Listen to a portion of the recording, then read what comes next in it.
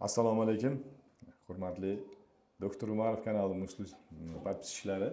Sizlar bilan yana Doktor Umarov navbatdagi bir natijamizni ko'rsatmoqchiman, aytmoqchiman. Meni yonimda mana Kumushoy qizimiz, ularda onalari birgalikda, ikkalalari ham baravar shunaqa bir allergik rinofaringit, sodda qilib aytganda allergik yo'tal bilan kelishgan.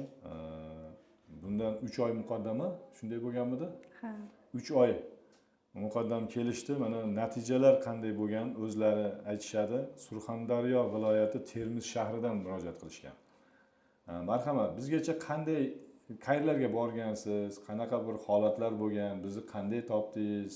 Bular bir boshdan o'zingiz gapirib bera qoling. Assalomu alaykum, Doktor Umarov kanali kuzatuvchilari. Mana biz Surxondaryo viloyatidan keldik. O'zim bilan qizimda allergik yo'tal bor edi, qiynar edi ancha yillardan beri. Biz o'zimizda ko'p davolandik. To'g'risini aytsam, mana shu allergik yo'tal qo'zg'agan vaqtda ko'proq gormon dorilar, ukollar oldik. Ya'ni Suprastin, Dexametazon, Tavigillar olardik.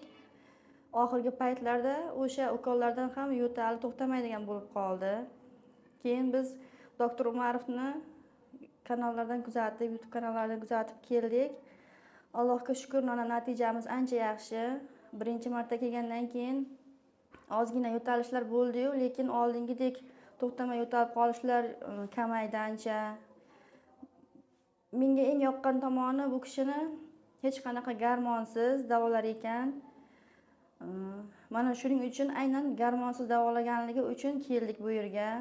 Parhezchi parhez. Parhezlar hech qanaqa parhez qilmadik yoki aytmadi parhez qilasizlar deb. Faqat shu tomoqdan limfotrop ukol oldik, dori siruplar bilan davoladik. Bizga hech qanaqa narsani atmin qilmadi bu kishi. Yaxshi. Yo'talganda ham endi oldingida to'xtamay yo'talib qolishlar yo'q.